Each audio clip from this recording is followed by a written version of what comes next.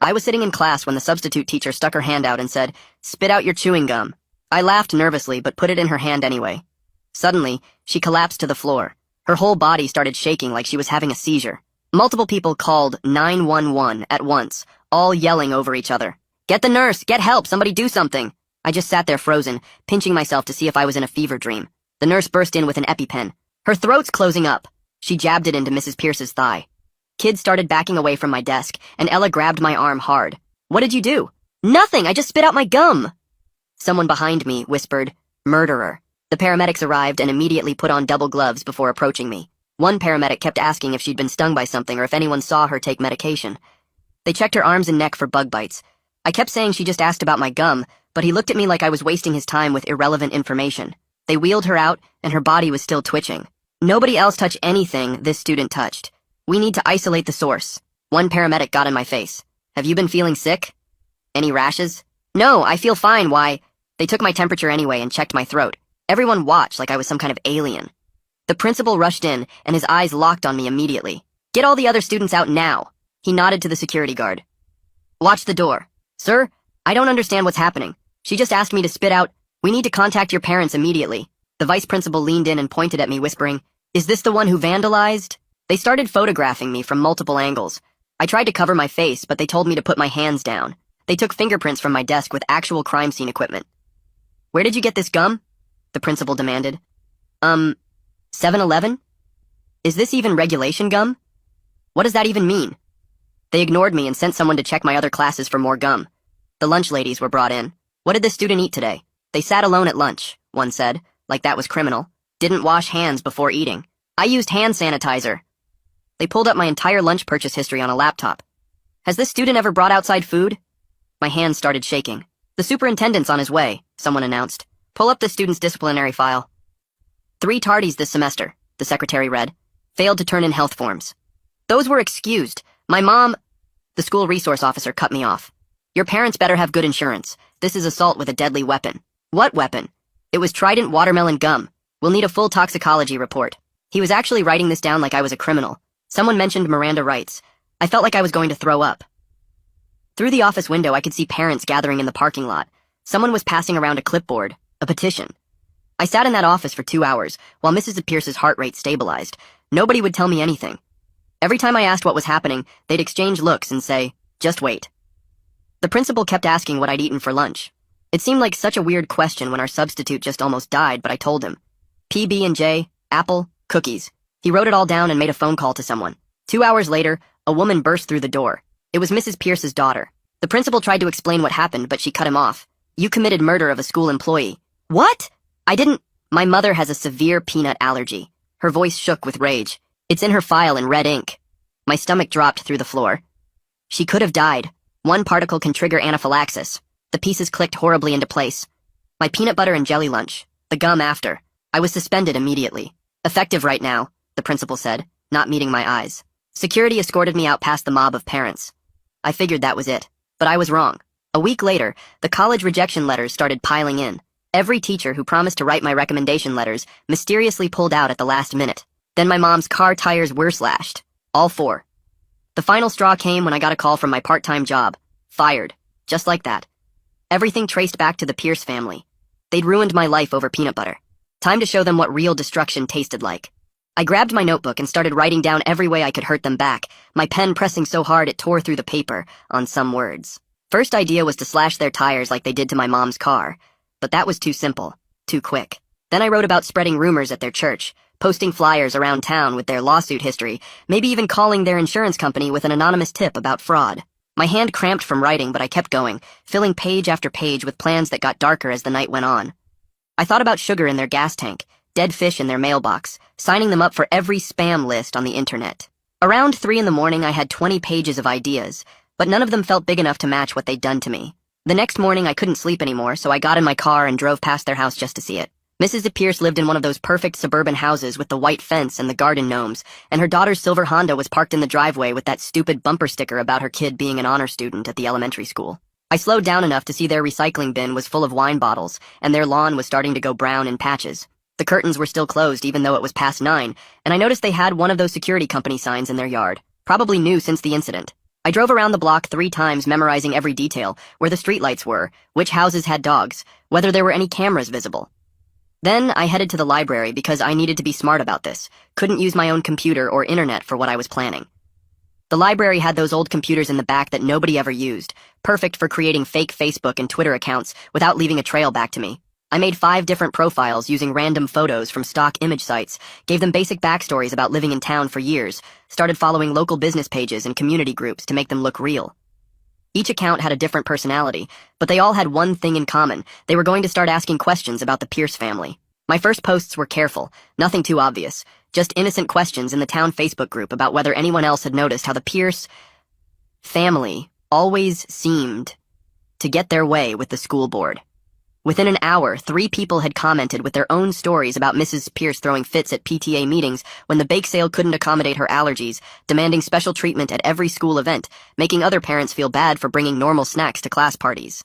One mom said Mrs. Pierce had threatened to sue when her kids' birthday cupcakes were brought to the school, even though her daughter wasn't even in that class. I screenshotted everything and kept digging, using the library's access to public records databases that most people didn't know existed. That's when I found the gold mine. 3 separate lawsuits filed by Mrs. Pierce against local businesses in the past 5 years, all claiming negligent allergen exposure, all settled out of court for undisclosed amounts. There was the ice cream shop that had to pay out when she claimed cross-contamination, the bakery that settled after she said they didn't properly label their items, and even a lawsuit against the movie theater for serving Peanut M and Ms. The pattern was so obvious once you looked for it, they'd find a business, claim exposure, threaten to go public, then settle quietly.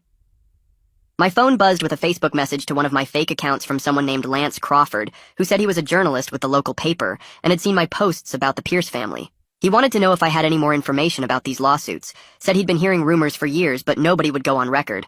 I was careful with my response, told him I'd just noticed some patterns in public records, and thought it was interesting how often they seemed to end up in legal disputes. I sent him the case numbers for the lawsuits, but didn't give him anything that could trace back to me, let him do his own digging and draw his own conclusions. 3 days later, I was at the grocery store buying milk, when I heard 2 moms in the next aisle talking about whether peanut allergies were even real, or just parents being dramatic for attention. One of them mentioned seeing something online about the Pierce family's lawsuit history, wondered out loud if maybe some people used allergies as a way to get at money from businesses. I pulled out my phone and posted from another fake account, a simple question asking if anyone else thought it was weird how many businesses in town had been sued for allergen exposure by the same family. The comments started flooding in within minutes, people sharing stories I hadn't even heard yet, connecting dots I hadn't seen. My mom walked into my room that night and saw me hunched over my laptop, asked what I was working on so intensely. The lie came out smooth and easy, told her I was researching community colleges since all my first choices had rejected me, looking at programs that might still accept late applications. She rubbed my shoulder and said she was proud of me for not giving up, that the Pierce family couldn't keep me down forever, and I felt sick about lying, but also weirdly proud of how good I'd gotten at it. My phone lit up with a text from Ella, saying she'd been thinking about what happened and something didn't feel right about the whole thing. She wanted to meet at the coffee shop tomorrow to talk, said she had some things she wanted to tell me about what she'd heard after I was suspended. Part of me thought it might be a trap, maybe the Pierce family sending her to get information about what I was doing, but another part hoped maybe she was starting to see the truth. I texted back that I'd meet her at 2 o'clock, already planning my escape routes in case things went bad. The next day, I got to the coffee shop early and sat where I could see both exits, watched Ella walk in looking nervous and guilty. She sat down across from me and immediately started apologizing for grabbing my arm that day, said she'd been caught up in the panic and didn't think straight. She told me she'd been noticing things since then, how the Pierce family seemed to have a lot of power in town, how Mrs. Pierce's daughter had bragged about getting me fired from my job, how the whole thing felt planned, somehow. I pulled out my phone to show her the fake accounts I'd been using, but then stopped myself because trusting anyone felt dangerous now. She leaned closer and whispered that Lance Crawford from the local paper had been asking questions around school about the Pierce family. My heart started racing, because that meant my posts were actually working. 2 days later, I was scrolling through Facebook when I saw it, Lance's article with the headline asking why one family had filed so many allergen lawsuits against local businesses. The comment section went crazy within minutes, with people sharing stories about Mrs. Pierce screaming at the bakery owner last year and her daughter threatening to sue the ice cream shop. I screenshot everything and saved it to multiple folders just in case. My mom came home that night looking tired and asked if I'd seen the article about the Pierce family online. I shrugged and said maybe I'd seen something, but tried to act like I didn't care even though my hands were shaking under the table. The next morning, Mrs. Pierce's daughter posted this long video on Facebook with tears running down her face, talking about how her family was attacked online for no reason. She wore this white shirt that made her look innocent and kept wiping her eyes with tissues while saying they were just trying to protect her mom's health. People in the comments started defending her and calling whoever started the rumors a monster. Some lady named Karen wrote that she hoped they found who was behind the hate campaign and pressed charges. I felt sick watching everyone buy her act when she'd literally destroyed my whole future over an accident. That night, I stayed up until 3 making a new email account and sent Lance all my college rejection letters with the dates circled in red. I included screenshots of my termination email from work and made sure to highlight how everything happened right after the gum incident. I didn't sign it or give any hints about who I was, but I knew he'd connect the dots. 3 days later, Lance published another article mentioning the strange timing of a local student losing college opportunities right after the substitute teacher incident. He was careful not to accuse anyone directly, but he included a timeline that made it pretty obvious what had happened. The Pierce family's supporters started fighting with people who thought something fishy was going on, and the whole town Facebook page turned into a war zone. I was eating breakfast when the phone rang and my mom answered, looking confused. She covered the phone and mouthed that it was the principal, then her face went white as she listened. After she hung up, she sat down across from me and said the principal had warned her about inflammatory online activity that could result in legal action against our family. She asked if I knew anything about it, and I said no, while my stomach twisted into knots. The principal couldn't prove anything, but the threat was clear: back off, or they'd come after us even harder. That afternoon, I texted Ella, asking if she'd heard any news from the school, since I wasn't allowed back. She replied that her friend who worked in the office said Mrs. Pierce was scheduled to start substitute teaching again next week. The thought of her walking those halls teaching other kids while I was banned made my blood boil, so hot I thought my head would explode. I spent the rest of the day pacing my room and punching my pillow, because the rage had to go somewhere or I'd lose my mind. Around midnight, I grabbed my dad's old hoodie and drove to the school with a can of spray paint I'd bought weeks ago for an art project. The parking lot was empty and dark with just one security light flickering near the main entrance. My hands shook as I sprayed "allergic to accountability" in huge red letters on the wall where everyone would see it when they arrived. It was stupid and reckless, but seeing those words on that wall felt better than anything had felt in weeks. I drove home with my heart pounding and threw the spray paint can in a dumpster behind the grocery store. The next morning, my phone blew up with texts from people sending me screenshots of the vandalism all over Facebook. The security footage showed a figure in a dark hoodie, but you couldn't see the face or license plate clearly. The principal called an emergency assembly about vandalism and consequences, according to Ella, who texted me updates throughout the day. She said he looked directly at her when he talked about how anyone with information should come forward immediately. Parents started posting about how the school wasn't safe anymore and demanding better security cameras. Some people thought it was funny and true, while others called it criminal property damage that proved someone was out of control. I stayed off social media that whole day and helped my mom clean the house to keep my mind busy. That evening, I got an email from someone named Nadine Vasquez saying she was a lawyer who'd read Lance's articles. She said she believed I might have a case for defamation and intentional infliction of emotional distress against the Pierce family.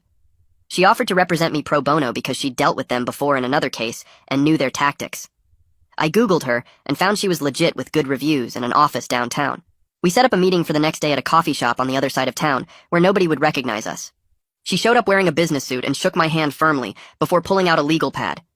I told her everything from the beginning: the gum incident, the suspension, the college rejections, my mom's tires, losing my job, all of it. She took notes the whole time and asked specific questions about dates and documentation. When I finished, she looked me straight in the eye and said we had a strong case, but warned that going legal meant everything would become public.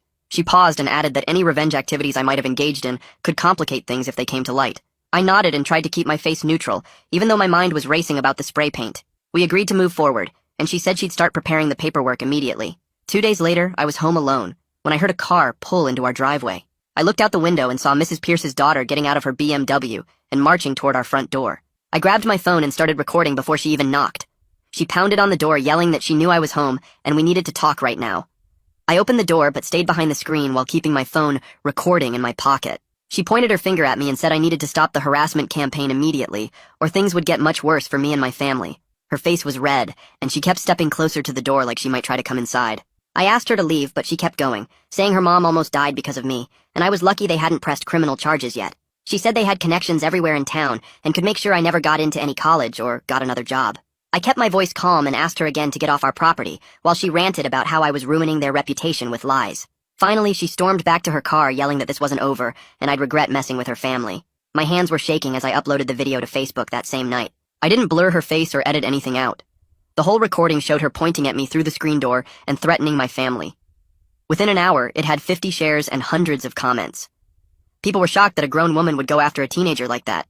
Some parents recognized her from the school events and started sharing their own bad experiences with her. The video spread through local Facebook groups, and someone even posted it on the town's Reddit page. By morning, it had thousands of views, and the comments were brutal. People called her a bully and said she should be ashamed of herself for threatening a kid. The principal called my house at 7 a.m., demanding I take it down immediately. I told him no, and hung up. 2 days later, a process server knocked on our door with legal papers. The Pierce family was filing for a restraining order, claiming I was running a harassment campaign against them. The paperwork said I was causing them emotional distress and damaging their reputation. My mom read through it and laughed at the part where they claimed to be victims. We had to appear in court the following week. Nadine met us at the courthouse wearing a sharp black suit and carrying a thick folder of evidence. She'd organized everything perfectly with tabs and labels. The timeline of my college rejections matched exactly with when the Pierce family started their campaign. She had screenshots of the job termination email that came right after the incident. She even had the police report from when my mom's tires were slashed, though they couldn't prove who did it. The judge was an older woman with gray hair who looked tired before we even started. The Pierce family's lawyer went first and painted me as a dangerous student who'd poisoned a teacher and was now stalking the family online. He showed printed screenshots of the fake social media accounts I'd made and tried to connect them to me. Nadine objected and pointed out they had no proof those accounts were mine. When it was our turn, Nadine laid out everything chronologically. She showed how the college rejection started immediately after the suspension. She had emails from my former boss saying he'd been pressured to fire me. She presented the threatening video I'd recorded of the daughter at our house. The judge watched it twice and frowned at the Pierce family's lawyer. After 2 hours of arguments, the judge granted a mutual restraining order, meaning neither side could contact the other. She said both families needed to move on and warned that any violations would result in criminal charges. Outside the courthouse, Nadine told me this was actually good for us because it protected me from further retaliation. That afternoon, Lance called me with huge news. He'd been digging through school records using a Freedom of Information request and found something incredible. The substitute teacher database showed Mrs. Pierce's allergy information was updated 3 days after the incident. The original file from when she first registered as a substitute had no allergy warnings at all. The famous red ink warning wasn't there until after she'd already collapsed in my classroom. Lance had copies of both versions with timestamps proving the change. He was writing an article about it for tomorrow's paper.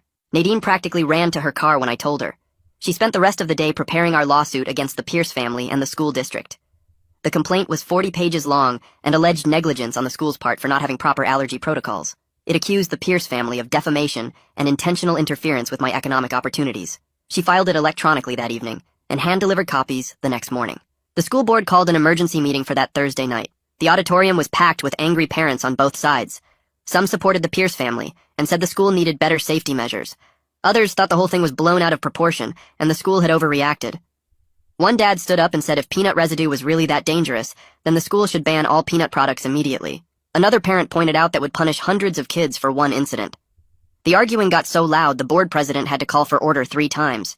They voted to table the discussion until their lawyers could review our lawsuit. Meanwhile, things were shifting in town.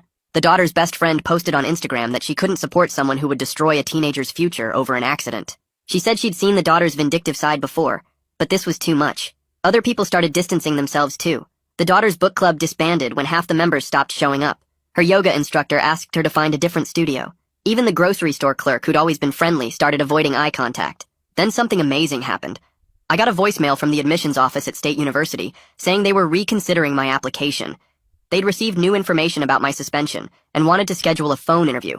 It wasn't a guarantee, but it was the first good news I'd had in weeks. My mom cried when I played the message for her.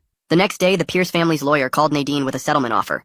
They would pay for my entire college education if I dropped the lawsuit and signed an NDA preventing me from ever discussing the incident publicly. Nadine said it was a decent offer financially, but warned that taking it meant they'd never admit wrongdoing. She said I should think about whether the money was worth letting them escape accountability. I spent hours going back and forth about what to do. That same week, my mom's boss called her into his office. He apologized for cutting her hours after the incident and admitted he'd been influenced by the gossip around town. He offered her extra shifts to make up for the lost income and gave her a small raise. He said he'd been wrong to take sides without knowing the full story. Mom accepted his apology, but I could tell she didn't fully trust him anymore. The whole town was choosing sides now, and relationships that had lasted years were falling apart over this mess. 3 days later, my phone rang at 6 in the morning with Nadine's number showing up. She told me to check the news immediately because something happened at the Pierce house overnight. I pulled up the local news site and there it was, a photo of their front porch with a plastic bag sitting by the door. The article said someone left peanuts with a note that said Karma has allergies too, and the family was treating it as a threat. The cops were already at my house by 7 asking where I was last night. I showed them my work schedule and the security footage from my job that proved I was there until midnight. They still acted like I was guilty and said the Pierce family wanted to press charges for harassment. Nadine showed up while they were still questioning me and told them to leave unless they had actual evidence. The whole thing made me look worse even though I had nothing to do with it. 2 weeks later, Ella got called in for her deposition about the original incident. Nadine let me sit in the room while she testified, and I couldn't believe what I was hearing. Ella admitted she grabbed my arm that day because everyone else was freaking out, and she got caught up in the panic. She said looking back she realized I was just as confused as everyone else, and she felt bad for immediately blaming me. Her testimony was recorded, and Nadine said it would help our case since Ella was one of the first people to accuse me. The school board met again the following week, and finally did something useful. They announced new rules for substitute teachers that required them to submit verified medical documentation about any allergies before they could start working. The principal sent out an email saying this would prevent future incidents, and I wanted to scream that it was too late for me. It was a tiny victory, but at least they admitted their system was broken. Then, I heard through the grapevine that Mrs. M. Pierce was coming back to work, but not at the high school. They assigned her to the elementary school instead, which seemed insane to me. Parents started complaining immediately because little kids eat peanut butter all the time and can't be expected to wash their hands perfectly. The PTA had an emergency meeting where people argued about whether someone that allergic should be around kindergartners at all. My mom came home from the grocery store saying she overheard two moms saying Mrs. Pierce was putting herself in danger on purpose for attention. The anger I'd been carrying around was eating me alive, so I finally agreed to see a therapist. My mom found someone who took our insurance, and I went to my first appointment feeling stupid about the whole thing. The therapist listened to me rant for 20 minutes about how unfair everything was, and then asked me a simple question about what I wanted to happen next. I realized I'd been so focused on revenge fantasies that I wasn't thinking about my actual future. She helped me see that staying angry was keeping me stuck in that classroom where Mrs. Pierce collapsed. We made a plan to work through the trauma, but I still left feeling raw and exhausted. A month later came the worst part, my deposition with the Pierce family's lawyer. Nadine spent hours preparing me, going over every possible question they might ask. The lawyer was this older guy who kept trying to get me to admit I'd vandalized the school or made the online posts about them. I stuck to the truth, that I was angry, but didn't do those things, and he kept pushing and pushing. Nadine objected to half his questions, and we took 5 breaks because I was getting too upset. The whole thing took 6 hours, and by the end I felt like I'd been hit by a truck. Lance called me the next week saying his investigation was ready to publish. He'd found 3 other families who had similar experiences with the Pierces, using the allergy to get money or destroy people who crossed them. One family had their small business shut down after Mrs. Pierce claimed they didn't take her allergy seriously at a catered event. Another family's kid got expelled from private school after accidentally bringing trail mix near her. The pattern was clear, and Lance had all the documentation to prove it. The article came out on a Sunday, and by Monday morning it had been shared over 1,000 times. People were finally seeing what I'd been saying all along. The school district's lawyers contacted Nadine that same week with a settlement offer. They would clear my disciplinary record completely and write a letter to all the colleges explaining that my suspension was an overreaction to a medical emergency. They also offered a small cash settlement for the damage to my education. Nadine said it wasn't everything we wanted, but it would help fix my college applications. I wanted them to admit more fault, but she reminded me that getting my record cleared was the most important thing. We were still negotiating when the next disaster happened. Mrs. Pierce had another allergic reaction at the elementary school when a 5-year-old hugged her after lunch. The kid had eaten a peanut butter sandwich and hadn't washed his hands. This time people weren't as sympathetic, because everyone was asking why she kept putting herself in these situations. The parents at the elementary school started a petition to have her transferred somewhere else. My old boss from my part-time job called that afternoon. He said he'd read Lance's article and realized he'd been pressured by the Pierce family's threats about lawsuits. He offered me my job back with all the back pay I'd missed. I needed the money for college, so I said yes, but I couldn't shake the feeling that he was just covering his own ass. The trust between us was completely gone, and going back to work. There felt like admitting defeat somehow. 3 weeks later, we were all sitting in a conference room at some law office downtown for the mediation. The room had this huge table, and everyone looked uncomfortable being there. Mrs. Pierce sat across from me with her daughter right next to her, and their lawyer on the other side. Nadine had warned me this would be tough, but I wasn't ready for what happened next. About an hour into going over all the documents and evidence, Mrs. Pierce just started crying. Not quiet tears either, but full-on sobbing while her daughter tried to shush her.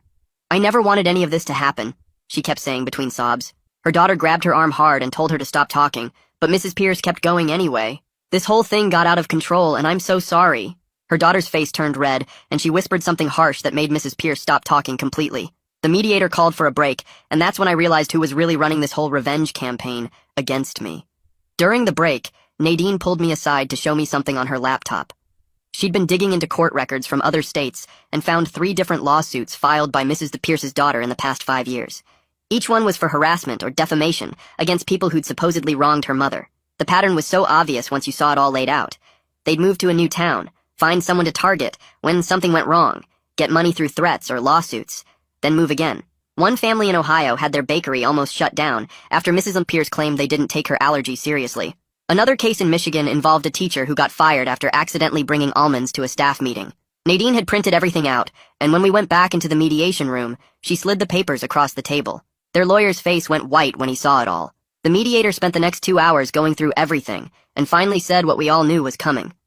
He recommended the Pierce family pay for my college costs, plus damages for the lost job and other stuff, but they wouldn't have to admit they did anything wrong legally. It made me so mad that they could destroy my life and just write a check to make it go away. Nadine squeezed my hand under the table and reminded me that going to trial would take years and might not end any better. The meeting ended with them saying they needed time to think about it. I spent the next 4 days barely sleeping and going back and forth about what to do. My mom sat with me at the kitchen table going through all the pros and cons over and over. She kept reminding me that my future was more important than making them admit what they did. "You can rebuild your life with that money," she said. "Or you can spend years fighting and maybe get nothing." She was right, but it still felt wrong to let them buy their way out of this. On the 5th day, Nadine called to say they'd agreed to the settlement but wanted a full NDA, so I could never talk about what happened. That was their final offer, and if we didn't take it, they'd fight us in court forever. I told Nadine, absolutely not. If I took their money, I at least wanted people to know the basic facts about what really happened. We went back and forth for another week with lawyers arguing about every little detail. Finally, their lawyer admitted that going to trial would be worse for them because all the evidence about their past lawsuits would become public record. They agreed to the settlement with no NDA on the basic facts, just couldn't share the settlement amount or their personal information.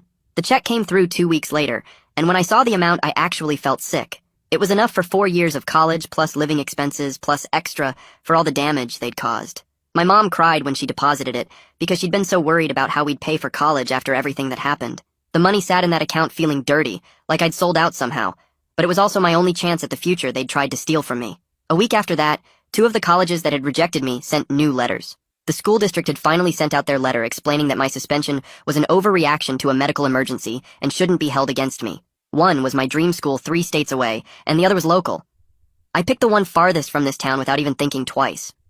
I needed to go somewhere nobody knew this story, where I could just be a normal college student instead of the kid who almost killed a teacher with peanut butter.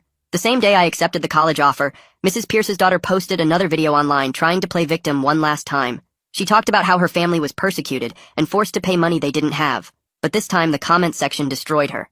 People had seen Lance's articles and knew about their history of lawsuits. Someone posted screenshots of the other families they'd targeted. Another person found records showing they weren't poor at all, but had plenty of money from all their previous settlements. Within 3 hours, she deleted the video, but screenshots were everywhere. 2 days later, she posted that they were moving to another state for a fresh start because of all the harassment they'd faced here. Good riddance. Graduation day came faster than expected, and the principal had called to say I was allowed to walk with my class despite everything. My mom helped me iron my cap and gown the night before, and we didn't talk about how different this day was supposed to be. When they called my name, some people clapped while others stayed silent. A few parents actually booed, but I kept my head up and walked across that stage knowing I'd survived everything they'd tried to do to me. I shook the principal's hand even though part of me wanted to refuse, took my diploma, and walked off that stage finally free from that place. The next week there was an awards ceremony for local journalism, and Lance won first place for his investigation into the Pierce family. In his acceptance speech, he thanked a brave young person who refused to be silenced without saying my name. He held up that award and said sometimes the truth takes time to come out, but it always finds a way. I watched the live stream from my room while packing for college and actually smiled for the first time in months. The next morning, my mom and I took the settlement check to the auto shop to finally fix her car the right way. The mechanic showed us the damage from the slashed tires and said whoever did it used a box cutter based on the cut patterns. My mom didn't say anything about it, but I saw her jaw tighten when she signed the repair order. We used part of the settlement money, and she kept the receipt in a folder she labeled evidence, even though we both knew we'd never need it again. That same week, Ella started texting me and asked if I wanted to grab coffee after school. I met her at the Starbucks near campus, and she told me how watching me fight back against the Pierce family made her realize she'd been letting people walk all over her too. She'd finally reported the girls who'd been stealing her lunch money since freshman year, and they got suspended. We started hanging out more, and she helped me pack for college while telling me about her own plans to study nursing. She said that day in class when Mrs. Pierce collapsed, taught her she wanted to help people in medical emergencies, instead of just standing there frozen.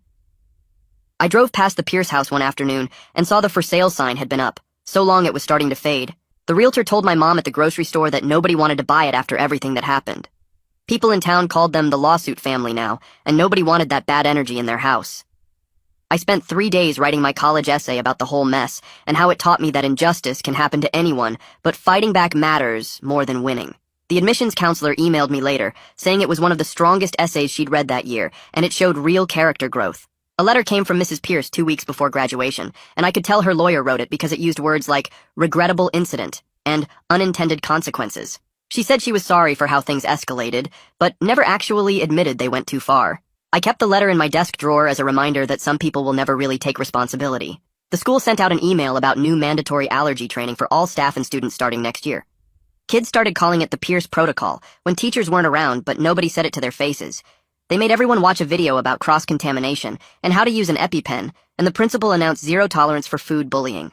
My last week in town, I had to drive past their house to get to the bank and saw a moving truck in the driveway. Workers were loading boxes and furniture, while Mrs. Pierce stood on the lawn directing them. I didn't feel happy or sad or angry, just empty where all that rage used to live. 3 months later, I was at freshman orientation, listening to the residence life coordinator talk about roommate agreements. Nobody knew who I was or what happened, and I liked it that way. When people asked where I was from, I just said a small town and changed the subject. My roommate showed up on move-in day and immediately told me he had a severe tree nut allergy. I helped him check every food item I'd brought and threw out anything that might have been processed near nuts. We put up signs on our door and established a whole system for keeping him safe because I knew how serious allergies were, but also knew they shouldn't be used as weapons. He was grateful I took it seriously without him having to explain why it mattered. We became good friends, and he never knew about my history with allergy-related drama. Nadine texted me in October saying the Pierce family was investigated for insurance fraud in their new state. Someone had tipped off the authorities about their pattern of lawsuits and settlements. She swore it wasn't her, but said she wasn't surprised someone finally connected the dots. The investigator had called her for information about our case, and she'd provided all the documentation showing their history. I asked if I needed to do anything, and she said no, just focus on the school and let karma handle the rest. My mom visited for Parents' Weekend and mentioned the town was different now. People had learned something from what happened even if they didn't want to talk about it directly. The school had better policies, and parents were more careful about not turning accidents into vendettas. She said the Pierce house finally sold to a young family who got it for way under asking price. The new owners didn't know the whole story, and my mom didn't tell them. That winter break, I ran into the principal at Target, and he stopped me near the electronics section. He said he was sorry for how he handled everything, and that he should have investigated more before suspending me. I told him it was done and I was doing fine at college, but I didn't forgive him. Some things change you, and some bridges stay burned, and that's okay. My college friends eventually found out pieces of the story when someone Googled my name and found Lance's articles. They couldn't believe something so small turned into something so destructive, but they also said they were impressed I fought back and won. One of them said if that happened to her, she would have just given up. But I told her you don't know what you'll do until someone tries to destroy your whole future over nothing. Parents' Weekend came up in October, and my mom drove 6 hours to visit me at college. We walked around campus, and she kept looking at other families, and then told me the town was different since everything happened. Nobody really talked about it directly, but people had learned something from watching how fast things got out of control. The school changed their policies, and parents were more careful about not turning every little thing into a huge fight. She said the Pierce house finally sold to a young couple who got it cheap because nobody else wanted it. I showed her around the dorms and introduced her to my roommate, who she liked right away. We went to the dining hall, and she noticed how I checked every food label carefully now, and how I always washed my hands twice before eating anything. That night after she left, I sat at my desk filling out the paperwork to declare my major. I wrote pre-law on the form and thought about Nadine and how she fought for me when nobody else would. I wanted to be like her and help other people who got caught up in someone else's mess. The advisor asked why pre-law, and I told her I'd seen how the legal system could destroy someone or save them, and I wanted to be on the saving side. She signed my forms and said I'd need to keep my grades up for law school, which I already knew. I threw myself into studying and joined the debate team and mock trial club. My phone buzzed one night the next year with a message from Ella. She said Mrs. Pierce's daughter got arrested for harassment in their new town in Arizona. Someone there was ready for their tricks and had recorded everything from day one. The woman had tried the same thing with another family, but this time, the police weren't buying it. Ella sent me the news article, and I read it 3 times before I believed it was real. The pattern had continued, but finally someone stopped them. I didn't feel happy exactly, but more like the universe had finally balanced itself out. Second semester, I joined the legal aid clinic on campus that helped students with disciplinary problems. My first case was a freshman who got suspended for something he didn't do, and I helped him gather evidence to appeal. We won his case and got his record cleared, and he thanked me with tears in his eyes. The clinic supervisor said I had a natural ability to see through administrative BS and find the real story. More students came to me for help, and I realized my horrible experience actually gave me skills other people needed. Winter break came, and I was at the grocery store buying stuff for dinner when I turned the corner and almost ran my cart into the principal. He froze when he saw me, and then started apologizing right there by the frozen vegetables. He said he was sorry for rushing to judgment and that he was just trying to protect the school from getting sued. His hands were shaking, and he kept saying he should have investigated more before suspending me. I listened to him talk for 5 minutes straight without interrupting. When he finally stopped, I told him I was accepted his apology, but I didn't forgive him. Some bridges are supposed to stay burned, and that was a lesson I learned the hard way. He nodded and walked away, and I never saw him again after that. Back at the school, my friends were hanging out in my room when someone Googled my name for fun and found Lance's articles. They read the whole story out loud and kept stopping to ask if it was really true. They couldn't believe something so small turned into something so huge and destructive. One girl said she would have just given up if that happened to her, but I told her you don't know what you'll do until someone tries to take everything from you. They said they were impressed I fought back and won instead of letting them destroy me. The story spread through our friend group, and people started coming to me for advice about their own problems with unfair treatment.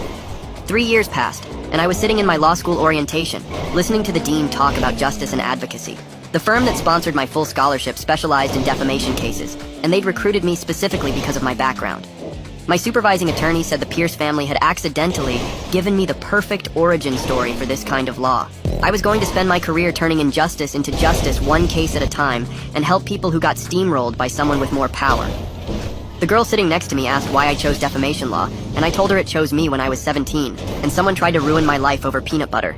She laughed, thinking I was joking, but then saw my face and realized I was serious. That's when I knew I'd found my calling, and the Pierce family's attempt to destroy me had actually created exactly who I was supposed to become. Thanks for letting me question things right alongside you. It's been a ride just wondering together. Until next time, take care out there. Like the video, it helps more than you think.